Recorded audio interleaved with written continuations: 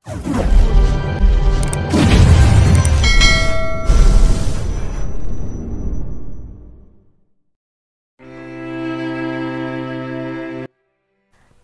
ako sa malamig na simoy ng hangin. Kagabi, isang matamis na kahangahangang bagay ang nangyari, ngunit hindi ito magtatagal. Napatingin ako sa lalaking katabi ko, ang lalaking minahal ko ng sobra. I sigh. Hindi dapat nangyari iyon. Isang pagkakamali ang nangyari kagabi. Dapat binilaan kong sarili ko. Bakit hanggang ngayon hindi pa rin ako makawala sa kanya? Why do I still love this guy so much? Bigla, bumilis ang tibok ng puso ko nang dahan-dahan niyang imulat ang mga mata niya. Ang kanyang ngiti, binihag ako. Magandang umaga. Simpleng salita lang pero napakabilis na tibok ng puso ko. Hinalikan niya ang noo ko. Magandang umaga. Sumagot ako na may pagmamahal at pagsinta. Will I take this risk? Nagugutom ka na ba? Sabi niya habang sinususok niya sa tenga ko ang hibla ng buhok ko. Kinikiliti ako pero kinikilig ako. Ibang klaseng pakiramdam. Tumango ako bilang sagot. We can have our breakfast here at the resort or we can... I kissed him on his lips. Gumagawa ako ng mga katangahan, mga bagay na gusto kong gawin kahit bawal. Anywhere. I touched his brows, down to his eyes, tracing his nose, down to his lips. As long as you're with me. I kissed him once more. I love you, Gabriel. Baliw na akong baliw pero mahal ko si Gabriel. Mahal na mahal. Hindi ko alam kung ano mangyayari kinabukasan o mga susunod pang araw sa aming dalawa. Basta't ang mahalagay kasama ko siya ngayon. This makes me happy. I wanted to follow my heart, even just for this moment. Wala akong pakialam sa kung anong meron kami noon, sa kung anong magiging bukas o kung sinong masasaktan. This is selfish but it was just being me, loving this guy, even if it's against the world. I will love him, always and forever. This is the person I love the most, the only thing I have regret living without. Ngayon, nailabas ko ng nararamdaman ko. Gusto ko lang maramdaman ang pagmamahal ng taong mahal ko. Nais ko maramdaman ng parehong bagay na nawala sa akin mula nang maghiwalay kami sa isa't isa. Kinausap namin ni Gabriel si Cassandra at Jack. Nakiusap kami sa dalawa na wag nilang ipamalita sa kanilang desisyon naming dalawa ni Gabriel. I am glad they understand our situation. Right now, Gabriel and I are on a ride going somewhere. Hindi namin alam kung saan kami pupunta sa ngayon, pero gusto naming lumayo sa mga taong nakakakilala sa amin. Gusto naming lumayo sa kung ano man kami ngayon. All we have now was the two of us. We have just enjoyed the company of each other. We tried different adventure, sweet things, memorable ones. It's sunset. Nasa dalampasigan kami ngayon habang pinapanood ang paglubog ng araw nang magkayakap. Sana, ganito na lang tayo habang buhay. Sabi ko at parang nananaginip ako. Ang kasama ko si Gabriel. Ngayon ay parang isang panaginip. Panaginip na hindi ko gugustuhin magising. Kung ganito kasarap managinip, hindi na ako gigising pang muli. I just love this kind of feeling. We can be like this forever. He kisses my knuckles. Amber? Bigla ko nila ni Gabriel papaharap sa kanya. I look into his eyes, full of seriousness and passion. Puno ng pagmamahal. Hinawakan ni Gabriel ang mga kamay ko. We can be like this forever. He once again kissed my knuckles. Stay with me. Lumayo tayo sa kanila. We can live far away from them. Malayo? Malayo sa lahat? Kasama kaya doon si Monica? Malayo? Paano ang pamilya natin, Gabriel? Paano yung mga anak natin? Now my head was running. Pakiramdam ko, bumalik ako sa realidad ng sitwasyon naming dalawa ngayon. May mga sarili na tayong buhay. May sarili na tayong pamilya, Gabriel. I cannot live my daughter. Ayokong lumaki si Angelica na may kulang sa kanya. Ayokong lumaki siyang walang ama, walang ina. Ayokong lumaki ang anak ko na walang kinikilalang pamilya. Pero paano ko ibibigay kay Angelica ang isang buo at masayang pamilya kung ako mismo may tinatago sa kanya at sa ibang tao? I take a deep breath. Gabriel, may gusto akong sabihin sa'yo. Sa tingin ko, ito ng tamang oras para sabihin sa'yo ang isang sekreto. It's about... My phone rings.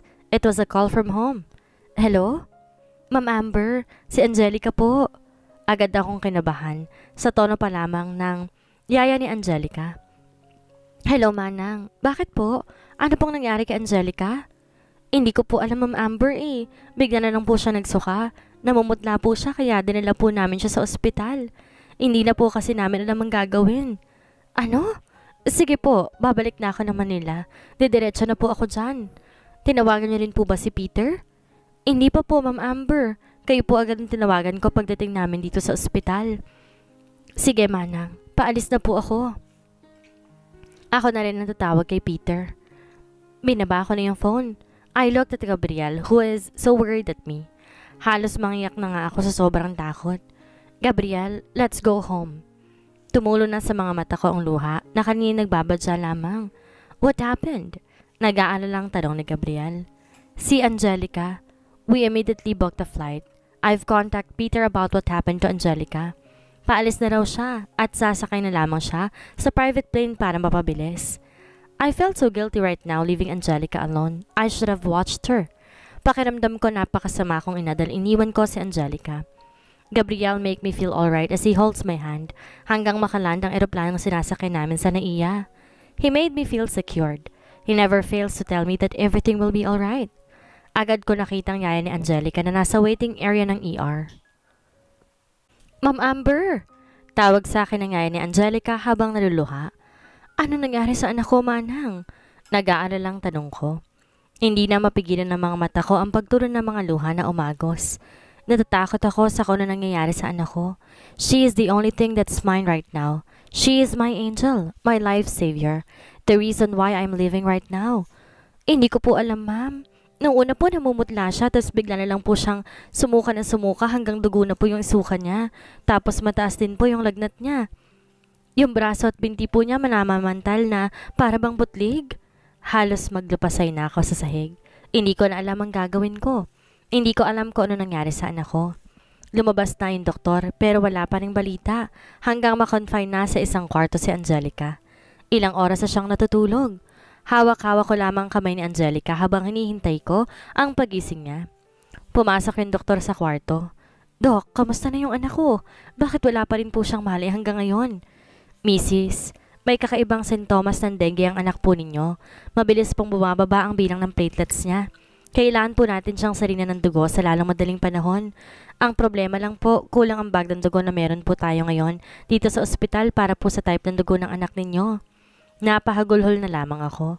Pakiramdam ko pinaparusahan ako ng Diyos ngayon. Tila ba sinisingil niya ako sa isang kasalanang nagawa ko. Bigla naman dumating si Peter. Agad niya ako nilapitan at niyakap. Kamusta na po yung anak ko, Doc? He asked the doctor. Di na ako makapagsalita sa kakaiyak. Sinabi mo rin ng doktor yung kalagayan ni Angelica kay Peter dahil do'y lalong humigpit ang hawak niya sa akin. Niyakap niya pa ako na mas mahigpit. Peter, anong gagawin natin? Hindi ko kayang mawala ang anak ko. Siya lang ang meron ako. Pilit niya akong pinapakalma. Tinapik niya ang likod ko at marahang sinuklay ang kamay niya sa buhok ko. Calm down, Amber. Everything's going to be fine. She'll be safe. I need to save my daughter. I can't afford to lose her. Nasa laboratory ngayon si Angelica. Pinatest ko yung dugo ko kung match kay Angelica pero hindi. Isinasali na sa kanya yung bag ng dugo na meron ng ospital but it was not enough. Marami pang dugo ang kailangan sa lalong madaling panahon. Nakaupo kami ngayon ni Peter sa waiting area habang hinihintay si Angelica. Peter, Amber, kailangan ko nang umalis. Gabriel suddenly utters. I almost forgot na kasama ko nga palang pumunta ngayon si Gabriel dito sa ospital. It breaks my heart as I look into his eyes, feeling like he was guilty, but Angelica needs him. Gabriel, wait! Lumapit ako kay Gabriel. Nangingilid ng luha ko. Matagal na ako nagtago ng sekreto. Kailangan kong gawin yan para protektahan ang anak ko. Natatakot akong baka kunin siya sa akin ni Gabriel. Noong mga panahong yun, natakot ako na kapag nalaman ni Gabriel ang totoo, kunin niya si Angelica. That's why I asked Peter to take me away from him. Inawakan ko ang kamay ni Gabriel. I need to tell you something. Naninikip ang dibdib ko. Kinakabahan ako. Ayokong gawin to pero the situation has led me no choice. I need to save my daughter. Nagmamakaawa ako sa iyo, Gabriel. Lumuhod ako sa harapan niya. Nahihirapan akong sabihin, hindi ko kasi kaya. Pinangungunahan ako ng takot ko. Nalapitan na ako ni Peter. Pilit akong pinatatayo ng dalawa mula sa pagkakaluhod ko. Nangihina ako ngayon. Please, nagmamakaawa ko sa iyo. Iligtas mo ang anak ko. Humagulhol na ako. Iligtas mo si Angelica Gabriel, please. Pilit pa rin nila akong itinatayo kahit na nakaupo na ako sa sahig at tumahagulhol. Ano bang sinasabi mo, Amber? Hindi kita maintindihan. Paano ko maililigtas si Angelica? Napatingin ako sa naguguluhang mga mata ni Gabriel. Humawak ako sa mga braso niya. Hindi kami magkadugo ni Angelica. Alam ko, match ang dugo ninyo. Iligtas mo yung anak ko, Gabriel. Nakikiusap ako sa iyo. Nangihina na ako. Nang didilim na ang paningin ko. Ha? Hindi kita maintindihan, Amber. Anak mo si Angelica, Gabriel? Boses ni Peter. Nakikiusap ako, Gabriel, please. Iligtas mo yung anak natin. Hindi ko alamang pero bigla na lang may bumigay sa mata ko. Yung katawan ko para bang nawalan ng lakas at nagdilim na yung paningin ko. All I wanted is to save my daughter. Kaya kahit kailan kong aminin kay Gabriel ang katotohanan, gagawin ko. Kahit panangako ko sa sarili ko, dadalhin ko sa hukay ang sekretong ito. Lagising na lang akong nakahiga ako sa kama. Nasa magkabilang tabi ko, si Peter at Gabriel. They were both asleep. Hinihiling kong panaginip lamang ang lahat na nangyari. Hinihiling kong wala kami ngayon sa ospital at walang sakit ang anak ko. Bigla, nagising si Peter. Are you feeling well now? He asked worriedly. Umiti ako sa kanya. Sa kabila ng lahat, nasa tabi ko pa rin siya. Siya nagbigay ng lahat sa akin at sa aking anak. Siya na nagmahal sa akin at kay Angelica ng walang kondisyon. I always thank God for giving me a guy like him, kahit alam ko sa sarili ko na hindi deserve na isang tulad niya, ang isang tulad ko. Pero sa kabila ng lahat ng iyon, nasa tabi ko pa rin siya at minamahal ako ng sobra-sobra kahit na hindi ko pa kayang suklian ito. Last month, bago umalis si Peter, niyaya niya ako magpakasal. Hindi niya hiningi agad ang sagot ko. He says he'll get the answer kapag nakabalik na siya galing sa business trip niya. I am grateful for everything. Minahal ko si Peter, hindi nga lang kagaya ng pagmamahal ko kay Gabriel. Si Peter isang uri ng lalaki na hindi ganon kahirap mahalin. May similarities kami. We are the same, na hindi sumusuko sa pagmamahal. Pareho kaming tanga sa pag-ibig, dahil hindi ko alam naruluhanan naman pala ako. Pati si Gabriel nagising ko na rin. Pinunasan ko mga luha ko.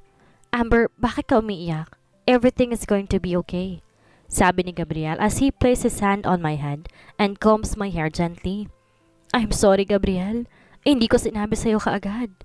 Tumulo na naman ang muli ang mga luha ko. Peter suddenly clears his throat. Aalis lang ako para makapag-usap kayong dalawa. Tumingin ako kay Peter. Naiya ako sa kanya but he was smiling at me. It's okay, Amber. I'll just get to some food and check on Angelica. Umalis na si Peter ng kwarto. Ako at si Gabriel na lang ang natira dito sa loob ng kwarto. Nagpa-check na lang ako ng dugo. Nag-match nga yung dugo ko at Angelica. Bukas daw, pwede na mag-process ng blood transfer, he said. Thank you, Gabriel. Inawakan kong kamay niya na mahigpit. Tumingin ako sa mga mata niya. I'm really sorry. Hindi ko sinabi sa'yo agad. I never planned to tell you. Tumungo ako. Wala akong intensyong gulhin kayo ng pamilya mo. I've never planned to tell you. In fact, natakot ako na kapag nalaman mo, kukunin mo sa akin si Angelica. Inawakan ni Gabriel ang mga kamay ko. I look at him. He was smiling. He kisses my knuckles. Tell me, paano tayo? I mean, paano tayo nagkaanak? I never thought Angelica was my daughter. Hindi ko naisip ni minsan yon dahil bigla ka nalang umalis. He places one hand on my head and gently combs my hair. He was smiling at me. 3 months. 3 months after you've left, sinundan ko kayo sa Canada. Nakita ko kayo ni Peter. Mula sa malayo, nakatingin ako sa inyo. Nakita ko masaya ka sa kanya. That is priceless, Amber. He looks at me. Seeing you happy makes me happy. Gusto ko makita yung mga ngiting iyon. The smile that I've longed for. Gusto ko ako naman yung ngitian mo. Pero narealize ko nung araw na yon na madami akong kasalanan sa'yo. Inawakan niya ang kamay ko na sobrang higpit. Ramdam ko ang mga luha niya sa balat ko. Napakarami kong kasalanan sa'yo. From that day, inisip ko na lang na mas magiging masaya ka kay Patrick. Dahil alam kong hindi ka magiging masaya sa akin. Dahil alam kong paulit-ulit lamang kitang masasaktan. Ayoko makita ka nasasaktan ng dahil sa akin, Amber. That is why I moved away. Far away from you. Gabriel, nung makita ko kayo ni Monica sa office, sobrang nasaktan ako. Tumakbo ako pareho dahil nasaktan ako. That moment, hindi ko alam, buntis na pala ako. Inimatay ako sa kalsada. Pagising ko, nasa ospital na ako. Sinabi nga ng doktor na buntis ako. 3 months na akong buntis. Naluluha ako habang kinukwento ko sa kanya yung mga alaalang gusto ko na lamang kalimutan. I wipe my tears. Gusto kong sabihin nun sa'yo. Gusto kong sabihin magkakaanak na tayo, na kailangan ka rin namin ng anak mo. Gusto ko ipamukha kay Monica na totoong pamilya talagang meron tayo dahil sa wakas. Magkakaanak na tayo pero pinangunahan ako ng takot ko. Sobrang natakot ako na baka masaktan lamang ako at ang anak ko. Mahina ang kapit ng baby natin noon, Gabriel. Bawal daw ako ma-stress at mapagod, sabi ng doktor. Alam mo bang muntik na ako makunan nung araw na yon? Umupo si Gabriel sa tabi ko. Pinunasan niyang luha ko at hinalikan ang noo ko. Sobrang takot ko noon. I decided na ako na lamang ang lalayo. Kami na lang ng baby ko ang lalayo. Akala ko mas makakabuti yun para sa ating lahat. I smiled remembering Peter. Peter never leaves me. He attended to everything I needed. Minahal niya yung anak natin na parang tunay niyang anak. Hindi niya ipinagkait yung pagmamahal ng isang ama. I'm sorry, Amber. I'm sorry. I am such a fool. Ang gago ko. Ang gago-gago ko. He says as he hugs me. Inintay kita, Gabriel, sa ibang bansa. Umasa kung darating ka't kukunin mo ako. Umasa kung susuyuin mo ako at iayain mo akong umuwi. Natawa ako sa sarili ko dahil naalala ko yung katangahan ko ng mga panahong iyon. Angelica and I almost died that time. Hindi ako kumakain. Sobrang nagsisi akong umalis ako noon. Pero nadudurog yung puso ko sa araw-araw na pagising ko na wala ka sa tabi ko. Ilang beses kong binalak magpakamatay noon. But Peter helped me to move on and get on with my life. Ipinakita niya sa akin na kailangan ko mabuhay para mabuhay din si Angelica. The first 2 months were hard, but the following months becomes easier. I am moving on kahit papaano. Then, Angelica came into my life. Nauna ko siya makita ang gaan ng pakiramdam ko. Para bang inalis niyang lahat ng sama ng loob ko. Lahat ng galit na meron sa puso ko inalis niya, and from that moment, I said to myself, I'll only live for her. She's the reason why I'm leaving right now, Gabriel. Napatingin ako kay Gabriel, pleading as I grip into his arms. Please, iligtas mo ang anak natin. Niyakap niya ako na mahigpit hanggang sa Angelica gets better after the blood transfer.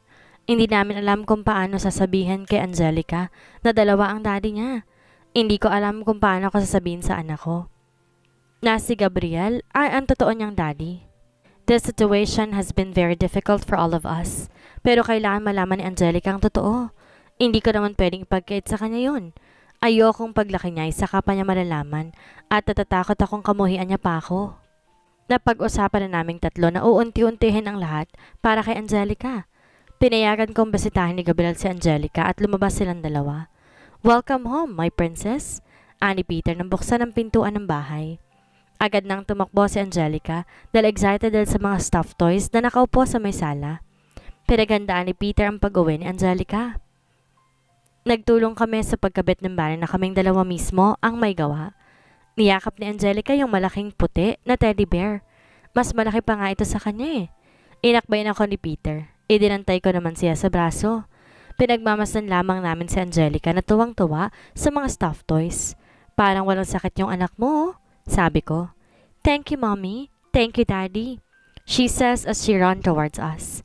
Binuhat siya ni Pat at sinalubong naman siya ng anak na maliit na halik sa pisngi. I love you, Daddy. You go upstairs na with Yaya and change your clothes. Sinunod naman ako agad ni Angelica at pumunta sa kanyang yaya. Pinakit ko na rin yung mga stuffed toys sa binili ni Peter para sa anak ko. Lumapit ako kay Peter nasa may kitchen. Pupunta ba ngayon si Gabriel? Tanong sa akin ni Peter. Agad nang bumilis ang tibok ng puso ko na mabanggit ni Peter ang pangalan niya. Agad ako nagkibit balikat. Hindi ko pa alam. Hindi naman siya nag-text sa akin. Sumandal ako sa may ref. Natatakot ako, Peter. He turns and looks at me. Bakit naman? Huminga ako ng malalim. Natatakot akong baka humingi ng legal rights si Gabriel. Natatakot ako na baka ilayo niya sa akin si Angelica. Niyakap ako ni Peter. He kisses my hair. Hindi niya gagawin yun, Amber. At sigurado ako doon. Peter makes me secured. Kinabukasan, tumawag si Gabriel. He informed us na pupunta siya sa bahay para bisitahin si Angelica. May baluni! Agad tumakbo si Angelica papunta kay Gabriel at niyakap niya ito. Thank you for saving my life. Napangiti ako habang pinagmamasdan silang dalawa.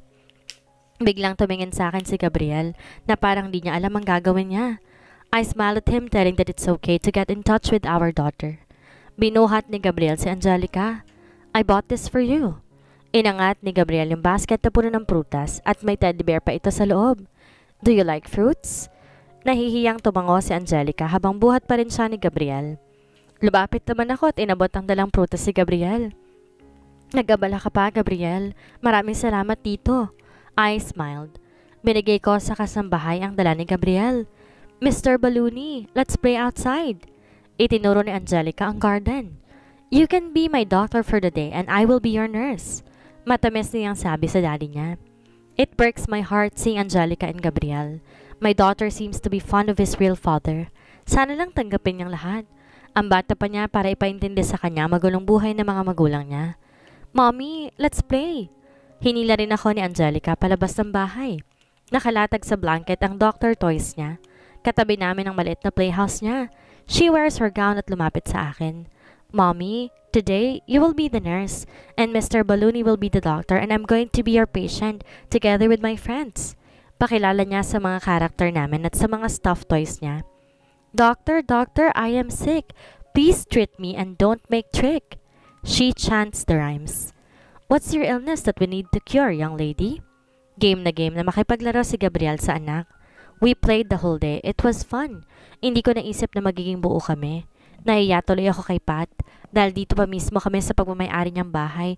Masayang naglalaro. We play different kinds of stuff. Hide and seek, role-playing, and more. Madilim na rin na mapagod si Angelica kakalaro. Nasa bisig ni Gabriel ang anak ko. I just cannot help but imagine if Gabriel holds Angelica when she was still a baby. Maybe he can be a good dad like Peter. Ipinasok na namin si Angelica sa kwarto at dahan-dahan inihiga sa kama. Mr. Balloony was just like Daddy, she says. Nagkatinginan kami ni Gabriel.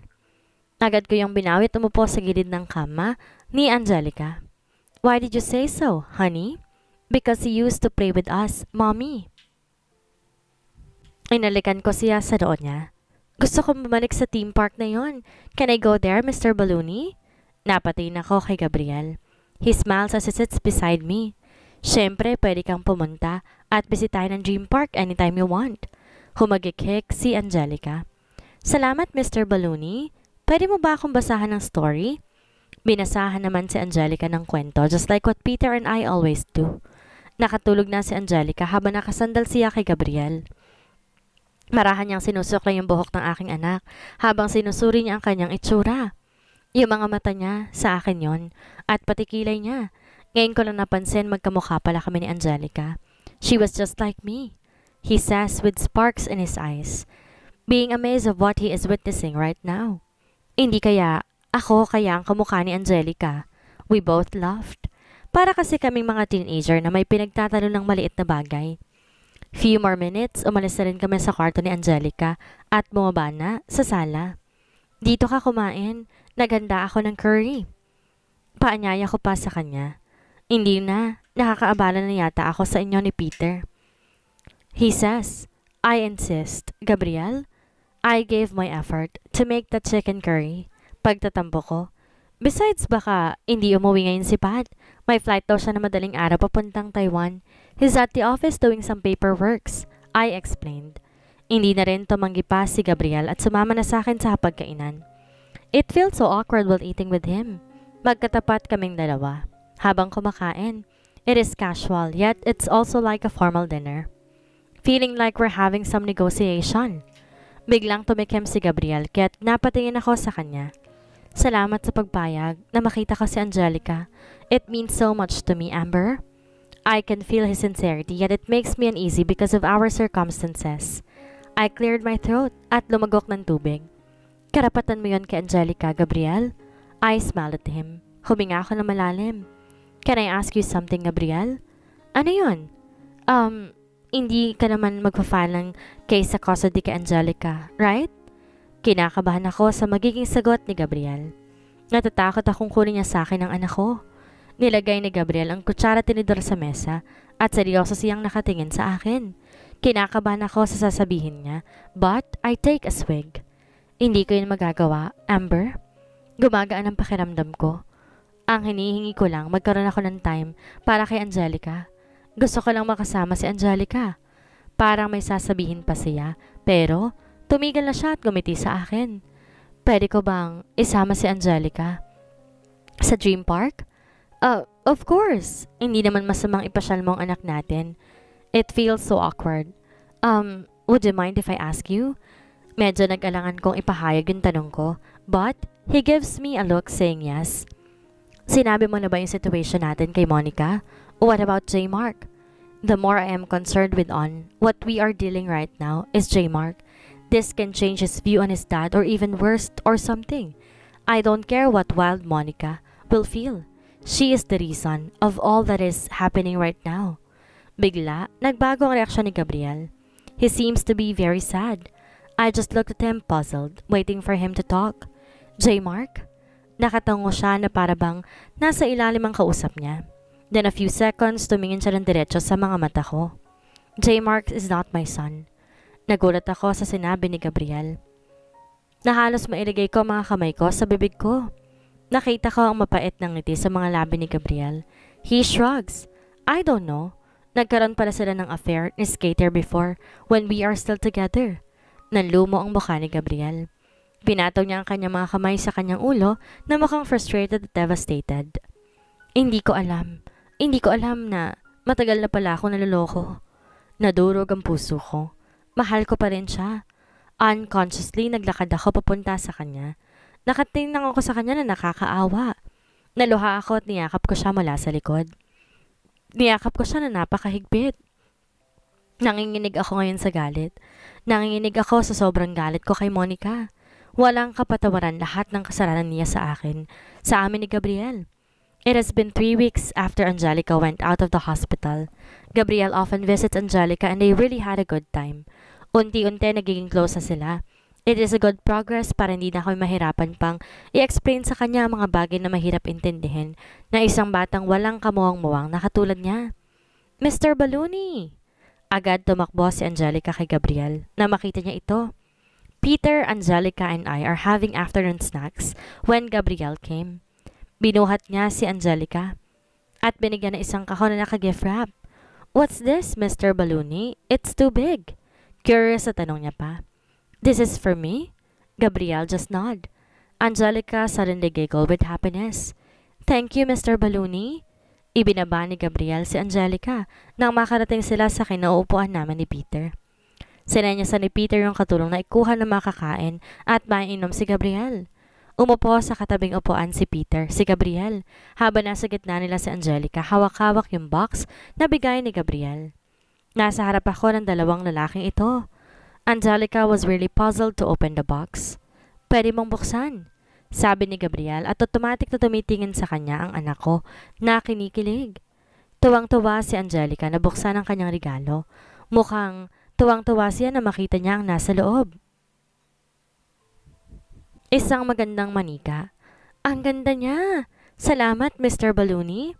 At pagkatapos, niyakap siya ni Gabriel at nagtanim ng malalambot na maliliit na halik. Tawagin ko siyang Barbie. Niyakap siya ni Gabriel sa likod. Kitang-kita ko na na-overwhelm siya noon and I was touched. You're welcome. Gabriel taps Angelica's head. Now Barbie can play together with Mr. Bunny and have some coffee. Mommy, Daddy, and I are going to talk for a while. Tumakbo si Angelica sa mga toys niya na animo may tea party.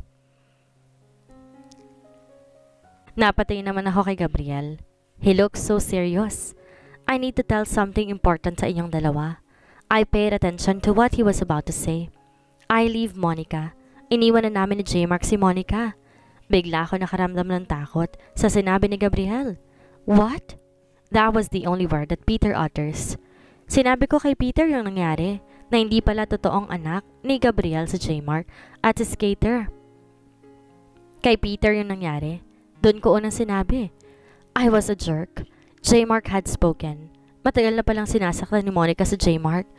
Inimbestigahan namin ang insidente ni J-Mark at si Monica nga ang may kagagawan. Sobra akong kanilabutan sa mga sinasabi ni Gabriel. I know Monica was rude and a total witch, pero hindi ko alam literal na baliw siya. Inawakan ni Peter na mahigpit ng kamay ko, making me secured. A few days ago after naming umalis sa J-Mark, napag-alaman naming matagal na pala siyang minamatyagan ng mga pulis. Matagal na nilang pinaghihinalaan siya bilang isang drug dealer, ngunit hindi sila makakuha ng anumang ebidensya dahil magaling siyang magtago. But last week, nahuli ng mga pulis sa isang operasyon nila ang isa sa mga biggest customer ng drug businesses nila at itinuro si Monica. Nakakakilabot ang lahat ng mga nalalaman ko. Halos hindi ako makagalaw sa kinaupuan ko. Napag-alaman din ng mga pulisya na matagal na pala niyang ginagamit ang shop niya sa mga drug activities niya at inaangkat niya mga droga at ipinupusit galing China. Gabriel seems to be frustrated. Peter taps him. I'm sorry dude, hindi ko alam. If I knew, I would have told you. Ang tagal na natin magkakaibigan pero hindi ko alam. Hindi mo alam. Hindi natin alam lahat ng mga ginagawa ni Monica. We're all been fooled.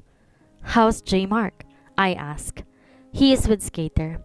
Katulad ni Angelica, inunti-unti rin naming dalawa ang pagpapaliwanag sa kanya. Gabriel looks at me with fear in his eyes. Mag-ingat kayo ni Angelica, Amber. Nakaramdam ako ng takot sa mga salita na binitawan ni Gabriel. Mas lalong hinigpitan naman ni Peter ang hawak sa kamay ko. Monica is nowhere to be found as of now. Aarestohin na dapat siya kahapon pero mukhang nalaman niya iyon, kaya tumakas siya. Bago kami umalis ni J-Mark ng bahay, pinagbantaan niyang buhay mo at ni Angelica. Gabriel seems to be frustrated and terrified. Hindi ko alam na kaya niyang gawin ang mga bagay na yon, but now I know na kaya niyang manakit ng tao. He looks at Peter and places one hand on Pat's shoulder. Please pare, ingatan mo si Angelica at Amber. Ingatan mong mag-ina ko. Bago umalis si Gabriel, binili na niya kaming muli na mag-iingat kay Monica. Nakipagtulungan na sila sa mga pulis at kinausap pa rin ni Skater ang tito niyang general para tulungan sila sa paghuli kay Monica. They created a plan to get her and Gabriel was the bait. Sinabi rin niyang nag-hire na rin siya ng bodyguard sa nagmamasid malay sa amin.